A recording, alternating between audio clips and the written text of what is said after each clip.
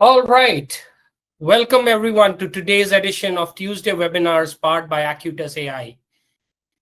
My name is Arindam, and today's theme, well, one that's becoming mission critical for every brand, researcher, and strategist out there. Today, we try to decode Gen Z women, their intent, their identity, and their influence.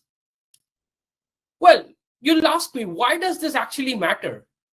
Okay, to give you some context, let me start with some numbers. India alone is home to 377 million Gen Z individuals. That's nearly 23% of the total population. This generation is a powerful economic force with a collective spending power of 860 billion US dollars. And their direct spending is expected to reach 1.8 trillion by 2035. Huge numbers, right? I mean, this is not just a market. It's a cultural force that's reshaping how we think, consume, express, and decide. Gen Z, they are a digital first. They're digital first, but they're also emotionally very nuanced. They're skeptical of advertising, but deeply loyal to authenticity. And within this cohort, Gen Z women are setting the tone, whether it's fashion, whether it's finance, activism, or ambition. So today, we actually go beyond the buzzwords, exploring what identity, trust, and influence actually mean to this generation, and what brands and researchers need to understand if they want to stay relevant. Well, today, we're not talking just about the next generation. We're actually talking about the now generation.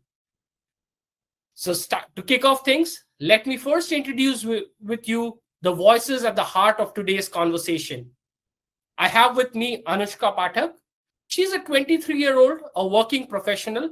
She is trend conscious, who knows what Gen Z wants, and she isn't afraid to tell you when brands get it wrong. Anushka, welcome to the webinar today. Thank you, Arindam. Right. And I also have Mudita.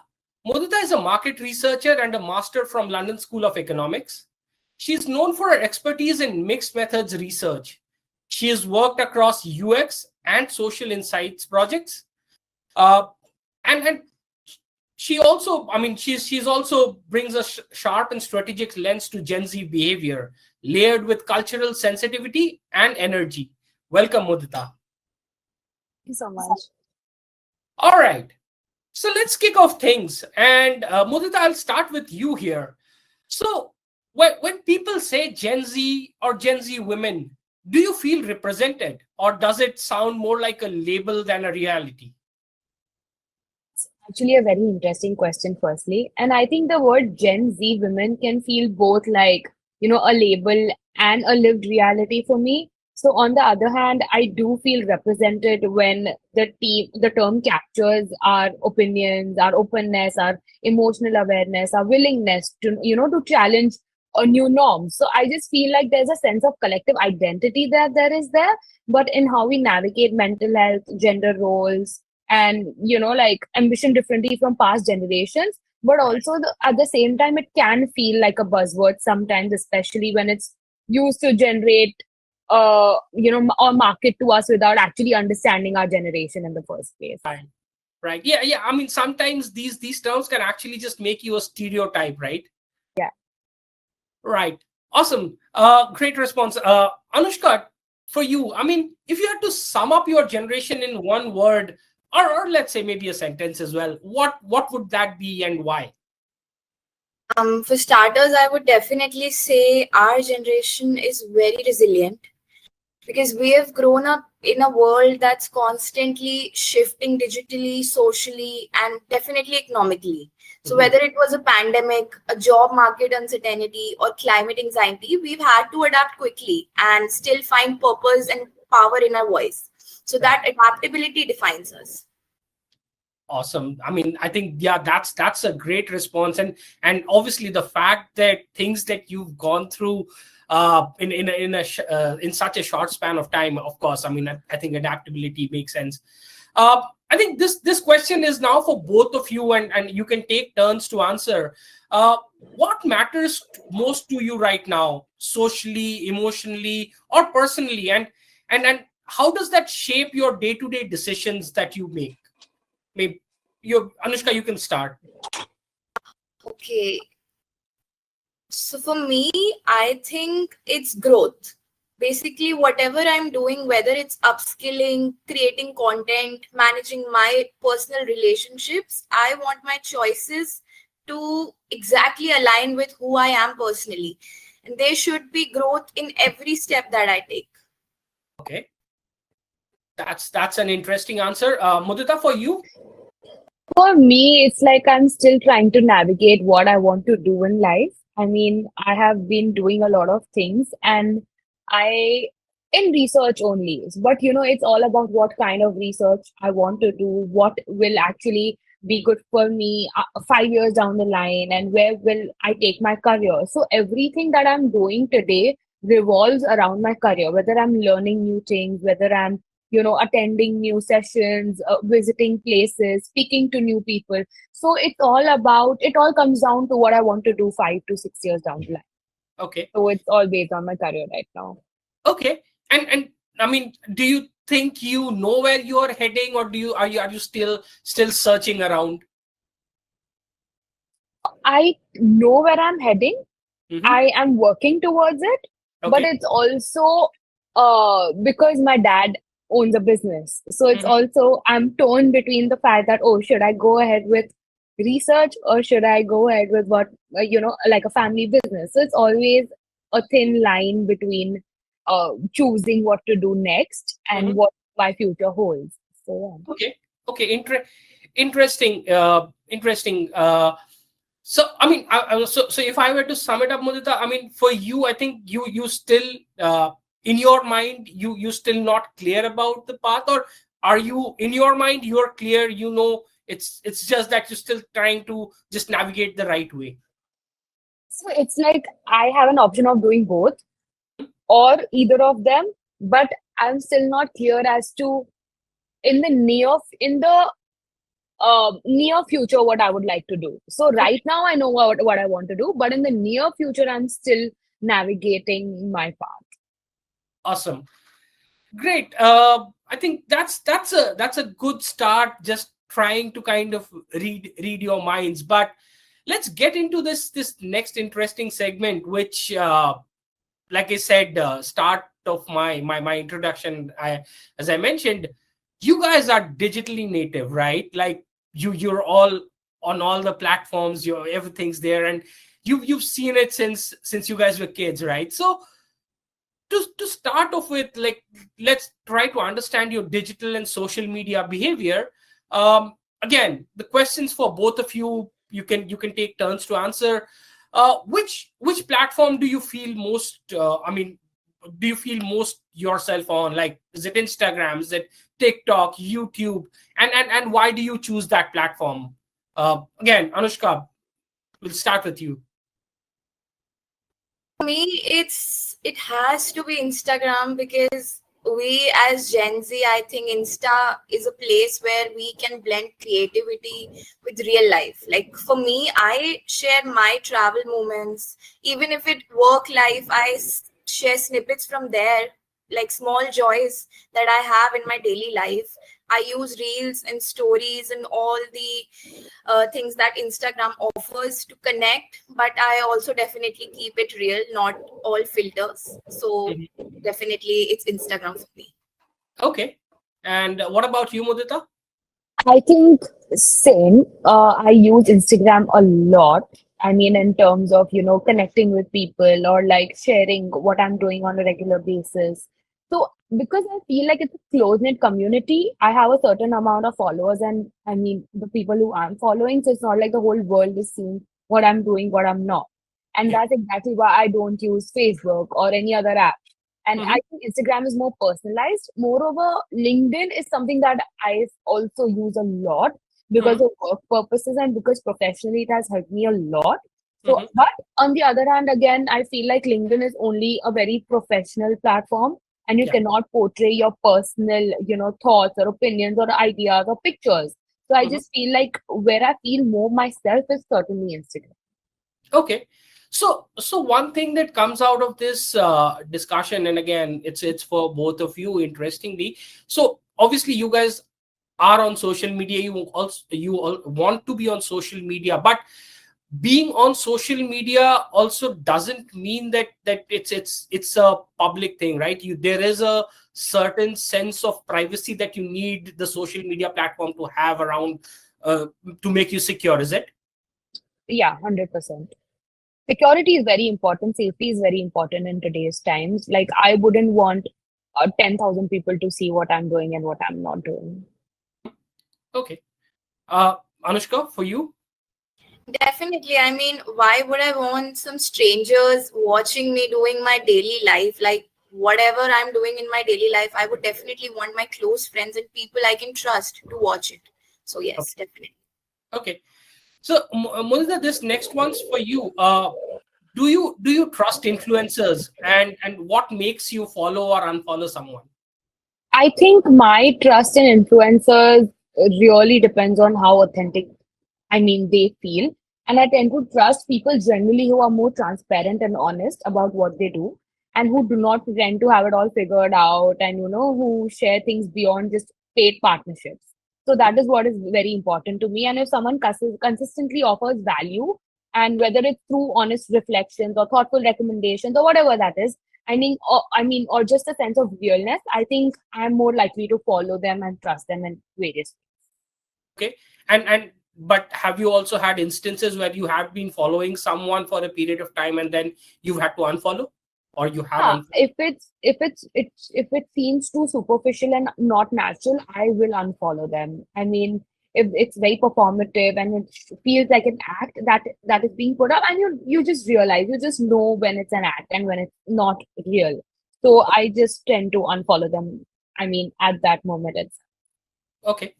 Anushka, for you, have you ever bought something just because you saw it online, or it's been recommended by someone, maybe an influencer that you follow? Absolutely, more than once. I'd say whatever it is, may it a care product or something a creator swore by, or maybe a local brand. I just sometimes try to trust peer recommendations more than ads. So the moment it feels overly sponsored or forced, I pause. But yeah, Mhm. I definitely consider recommendations for that. Okay. So would it be like proper to say that for your generation, somebody that you're following, an influencer or somebody who's close to you, if that recommendation comes to that from that person rather than, let's say, a TV commercial or anything, I mean, you'd prefer the first one rather than a TV commercial? Definitely, because if they've built the trust that we're following them and they are posting authentic stuff and everything, definitely we as followers are supposed to, take the recommendations at the first. But if it's not authentic or we do not feel going by it, then definitely we can pause at any time. Okay. Uh, okay. So again, for both of you, would you say you're a trend setter or trend follower online? I mean, Mudita, what about you? I am certainly a trend follower. I do some trends. Okay. And yeah, I don't think I'm too much into setting trends. I just do, sometimes I do my own thing, but I also, because I'm not really into probably say fashion or anything of that sort, I will take inspiration from other people. Okay. What about you, Anushka? I'd say I'm more of a conscious follower. Definitely trend follower, but I'm conscious follower. I don't really jump onto every trend, but yeah, if something resonates with me creatively or culturally, I'll definitely put my own spin in it. Okay. Interesting. I mean, I think that these are really some awesome insights. I would the next section that I'm going into is I would say a little bit controversial. I mean, I've been part of those discussions as well. Uh, but yeah, I'd really love to hear your thoughts. I mean, let's pause for a moment and I mean, let's talk about something, like I said, that we often hear, and I've been part of those discussions. Uh, Gen Z has too much attitude. They're too sensitive, very hard to work with. I mean, obviously, this generation's been always been perceived as outspoken. They're resistant to authority, or even unemployable by older standards, by older folks like me, right? But frankly, is it fair?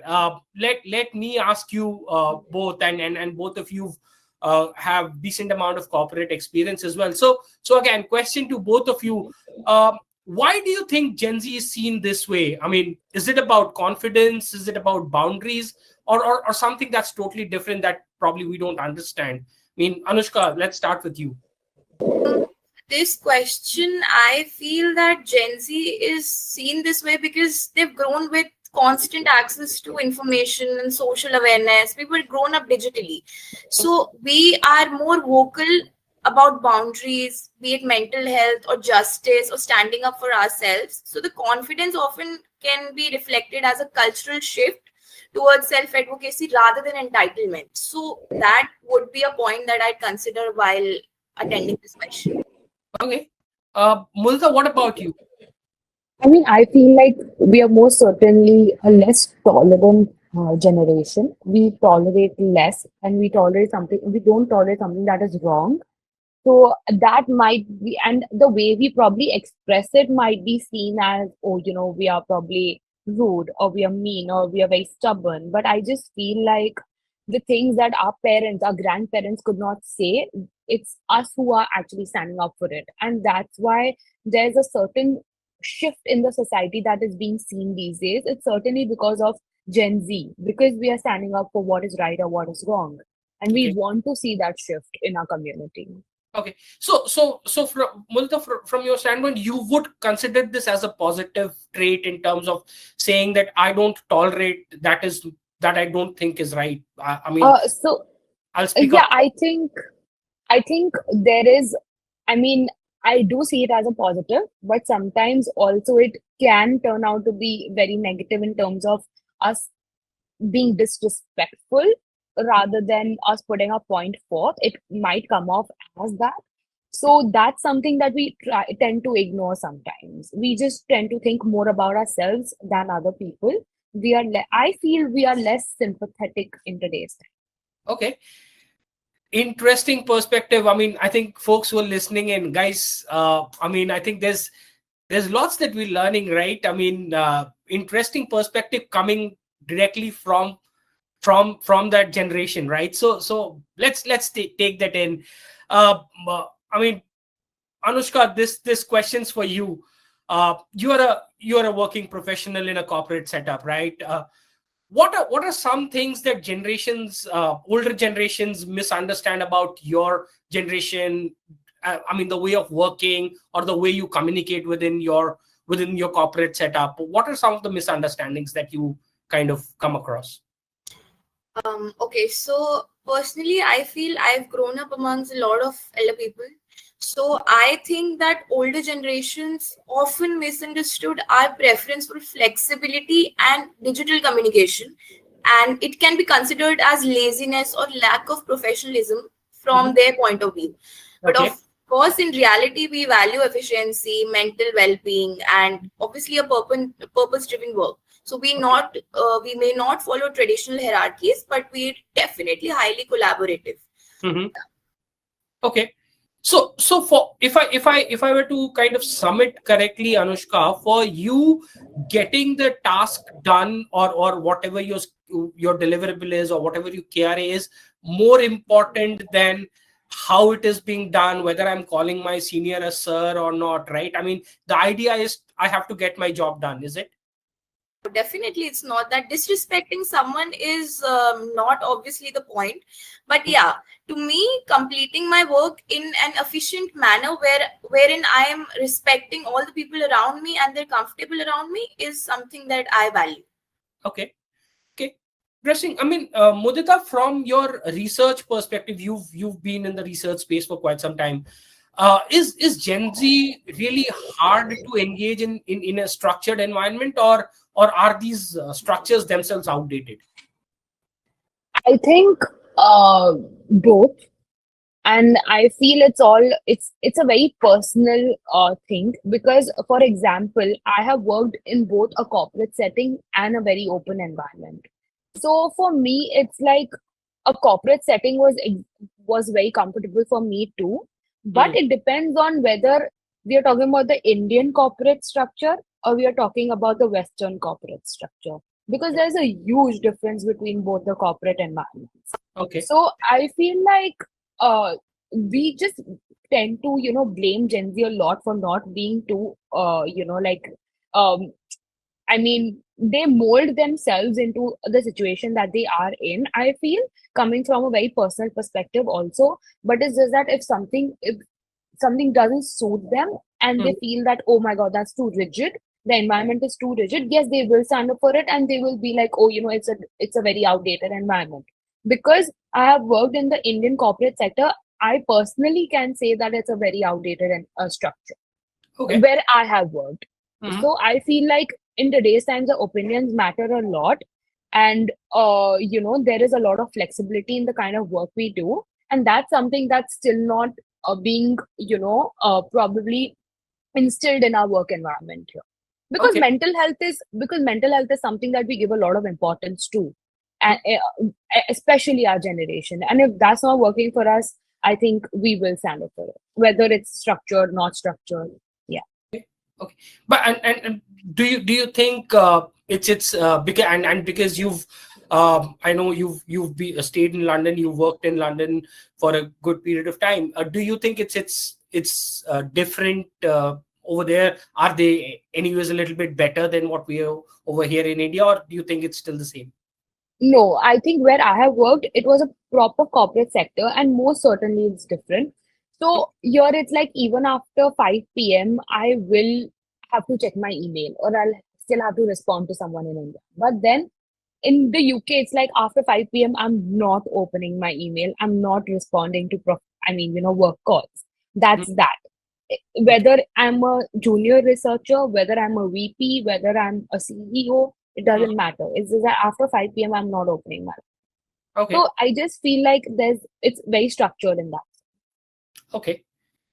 Interesting. I think again for folks who are listening to this live, I think we've heard all these things. I think it's like I said, it's coming from the folks themselves, and it is coming with the perspective why they say it and how they say it. I think maybe that kind of tends to kind of have di- a fair idea of okay why they are doing it, right? So yeah, I think hope this conversation kind of gives you the perspective that you're looking at in terms of why Gen Z behave the way they do.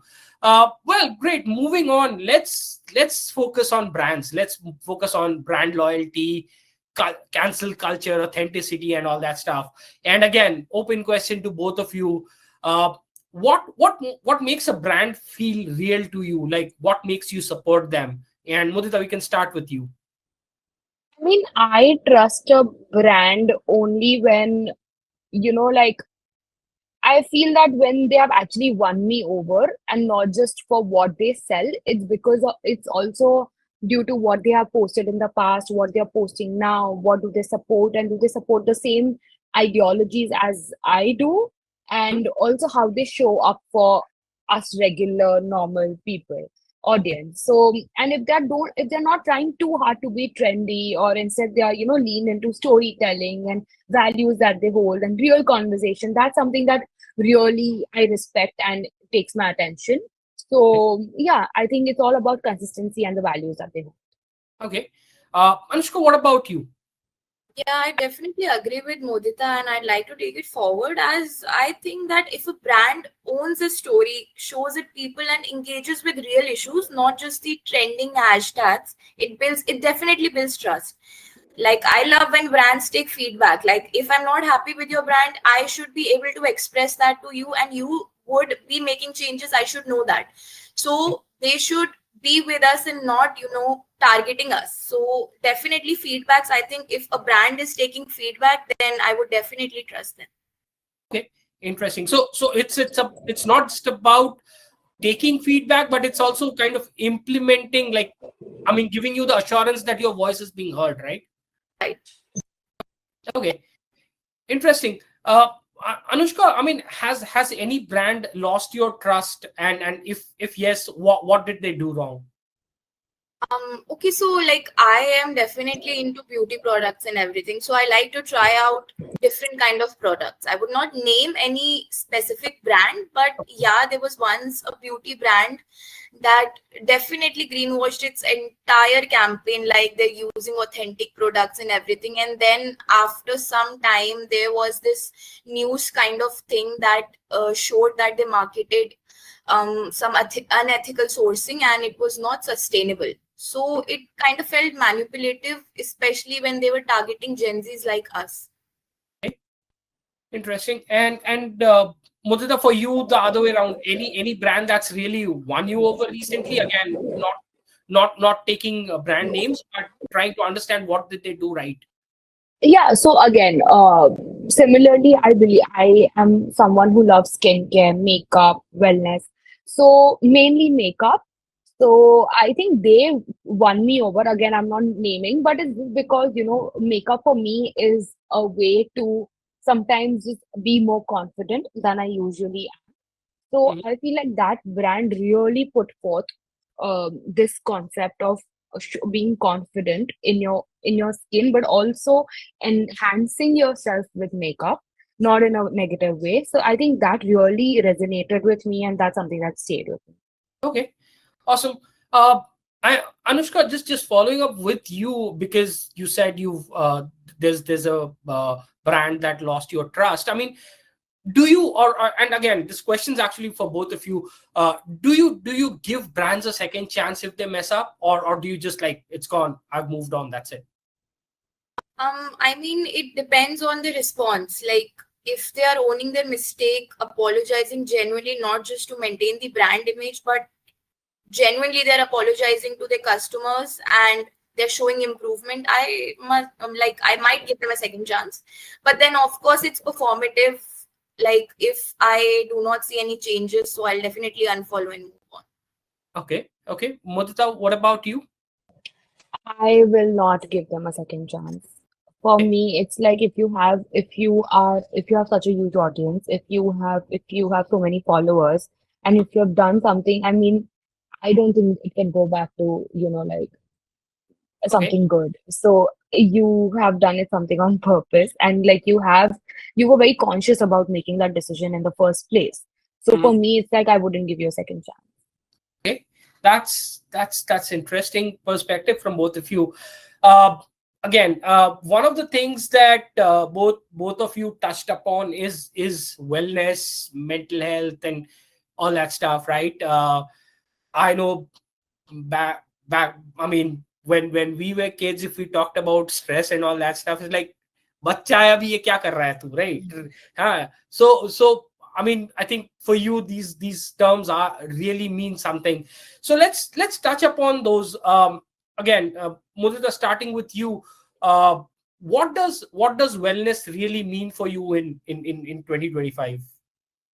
I just feel like wellness is probably being at peace in terms of having a balance, Mhm. whether it's your professional life or your personal life. And Mhm. also, it's like when I come back from work, I just want to not think about work.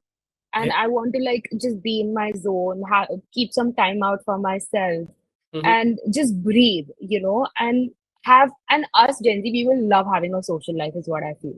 So Okay. it's also like, the balance between yourself Mhm. and having a social life and a personal life. Okay. Sorry, a professional life. So I think that triangle is very important for me.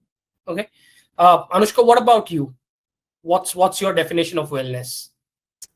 So I am a working professional. I work, I gym, I exercise on a daily basis. I am into both Mhm. gymming, exercising, and even working. So for wellness, it's a term about balance for me. Like between my hustle and the rest that I have between that, the digital life and obviously the real life that I have. So there should be peace amongst them. Like I should not hurry or be in a hurry or have stress that, oh no, I have to work, so I cannot do this right now. I should have that peace of mind.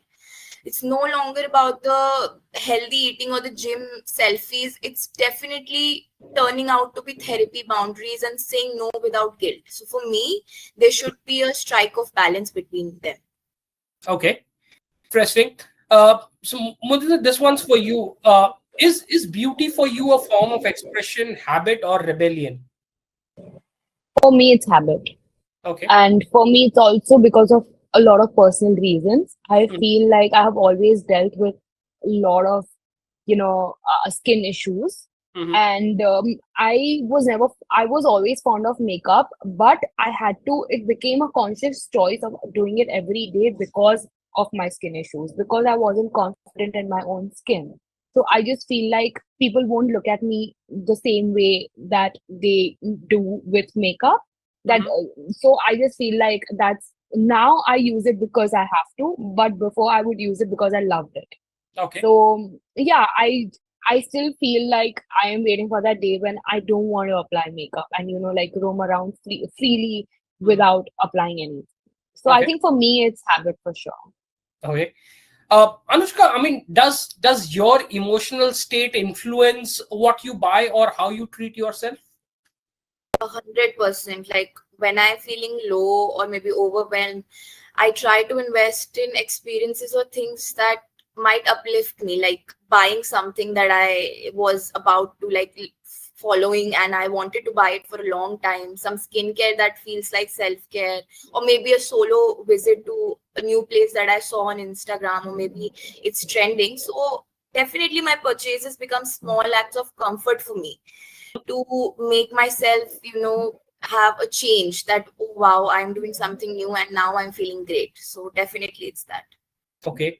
Okay. But then, just an extension of this question, the choices that you make in, let's say, when you are low, the choices that you make would still be influenced by whether it's been recommended by somebody you know, or would it just be random because I just want to do this thing right now? So when in an emotional state, of course, I'm not like remembering any brand owner or anything. I just, whatever comes to my mind, whatever I see is trending and like I want to do it, I just have that first thought, that Okay. impulsive thought, so I'll go with that. Okay. Okay. Sorry. So again, so continuing on to the next segment, which is extension of this, is basically shopping patterns and conscious choices. So again, question to both of you: uh, do you guys still enjoy shopping in stores, or has phone replaced the shopping mall altogether? Anushka, for you. So definitely it's like there's something nostalgic in that, because I still remember when I was small, we did not have phones or anything. We used to go out with parents on weekends to, buy clothes and everything. So shopping in stores and trying things on, feeling the fabric and the sizes and everything. So yes, the phone is the default now, especially convenience, that I Mhm. can see the reviews and everything. But yeah, of course I remember shopping in stores, and I definitely would enjoy that if it's still now in trend. Okay. Modita, what about you? Yeah, I think for me too. I think both. I do both. Go in store and I also shop online. But I prefer, if I have the time, I prefer in store. It's about the personal experience that you have, and it's about the idea of five senses. I feel that's very important when you're in a store. Mhm. And it's about, the touching of the clothes, the feeling of the clothes, just seeing them, how they look on you, and only then buying it. Okay. And I think that's very important when I do shopping. Okay. So for me, in store is always something I'd root for over Mhm. online shopping. Okay. So again, both of you did say that you still kind of would want to do in store shopping because of the senses and all that. So Anushka, for you, what makes online shopping experience feel personal to you? So if you're shopping online, how do you kind of uh, equate and shop when you're online? Feel that when a brand actually remembers my preferences, like they offer genuine recommendations, not just because they have to empty their stock, or like they're high on stock so they just want to take it out, so they're just giving me like, yeah, buy this product. No, I would definitely not want. I want some genuine recommendation, or even just a thoughtful packaging. Like if you are sending me a package, like you are sending me a thank you note or something like that, it kind of feels personal to me, because I would love if brands involve in their community, and like they can also try decision polls and everything that we are seeing right now on Instagrams and LinkedIn even. So yeah, definitely when a brand remembers my conscious preferences, I would like it would feel personal to me. Okay. Great. Mudita, this question is for you. I mean, have you supported local brands, thrift stores, or co-creation campaigns? I mean, and what motivates you to do those? I'll be honest, I'm not a big believer of, not in the sense big believer, but I just don't tend to buy something that is made local, or in terms of clothes mainly. Like it's not a personal choice or anything. It just doesn't work out for me. It's just because of the designs or something that I'm not really fond of, or I'm just so used to all our H&M, Zara, and stuff like that. It's nothing against what I have with local brands. It's just that I haven't still gotten that opportunity to buy from local brands, and I would love to do that for sure. I haven't thrifted, but yes, in when it comes to products like skincare or like wellness or like food, that's something I believe a lot in buying from local spaces, and yeah, more organic, local, and that's something I really love doing. So that's what I have done. Okay. So in terms of, I think, again, to both of you, in terms of local versus a brand, is it segment specific, or is it just personal choices? I think yes, it's segment specific for me for sure. Like when Okay. it comes to probably clothing and makeup, I would go for even unconsciously. I feel like subconsciously. Sorry, I just feel like I would go for uh, a Western brand or like a more known brand. And when it comes to the other stuff, I would choose local. Okay. And Anushka, what about you? Definitely, like if I'm using something on my face, I would definitely want it to be a known brand that we can trust. Like there's no unethical sourcing or anything. So local, I wouldn't know what are they using. We've not never heard about them or anything. So yeah, for food and everything, I definitely can go local. But yeah, for makeup and clothing, I'll definitely go with a known brand. Awesome. All right. This kind of brings us to the last segment, which is your future outlook, and I don't know, maybe some advice to brands from a Gen Z perspective. So, again, question to both of you: what do you wish brands would stop doing when they're trying to connect with Gen Z? Mudita. Probably throwing on every slang that they know and Okay. just hopping onto every Gen Z trend, or like a reel or TikTok that there's there. Like not every Gen Z person relates to it. Not every Gen Z person is aware of it in the first place. Like if you ask me, I don't know a lot of Gen Z slang. I'm not a big fan of it. I'm not aware of it. So that's not me. So I just feel like they need to stop trying very hard to relate to Gen Z in these kind of ways. Okay. Okay. And Anushka, from your perspective. I'd agree to Mudita. Like they should definitely stop faking relatability. Like if you are talking about Gen Z people, we can sense it a mile away. So just stop it. Do not try to relate with us unnecessary. If we like it, of course we'll buy it. You don't have to, make it something like you don't have to relate every time. Just instead of that, maybe they can hire young voices and collaborate with people who really want to be a part of it and definitely want to be real with who they are and not just hopping onto the trends. Okay. Okay. So interesting. I think this kind of tells me that even within, I mean, we can't just generalize Gen Z. I think it's a big universe, and there would be sub segments within the Gen Z sector itself that brands would kind of need to micro target. I mean, that's what kind of comes up to my mind. But to wrap up things, Mudita, complete this sentence. I want the future to be. I actually want the future to be very, clear and focused for me, because at this point it doesn't really seem like it's too chaotic in my head. Mhm. But that's what I want the future to look like for me for Okay. sure. But do you think you are consciously striving towards it? Oh yeah, 100%. Every day I feel so. That's for sure. Yeah. Okay, and Anushka, from your perspective, what does your ideal future look like? To me, I am currently working. So, looking at my future, I would want that I have a purpose. Like, even with progress, even when I am, going ahead in my life, I am like career wise, I'm professionally growing. I need to see a purpose there, not just, going in the rat race where we're not just working to survive, but to have that mental peace, socially and environmentally, we're thriving, and a world where kindness is also valued just as important as innovating. So definitely, I would want my ideal future to look like that. Awesome. Thank you so much, Mudita and Anushka.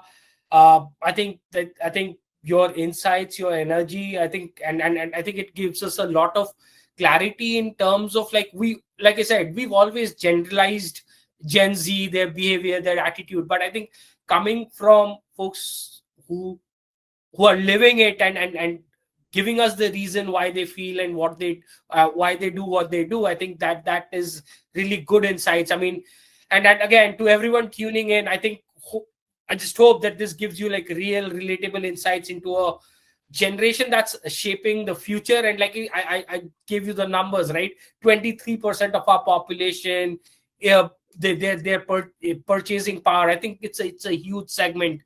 So thank you everyone for joining in, and thank you again, Mudita and Anushka. We'll share the recording again soon on LinkedIn. And until then, stay curious, stay sharp, and we'll wait for the next edition of Tuesday webinars. Thank you so much. Thank you for having us. Thank you. Thank you, Arindam. Thank you. Thank you.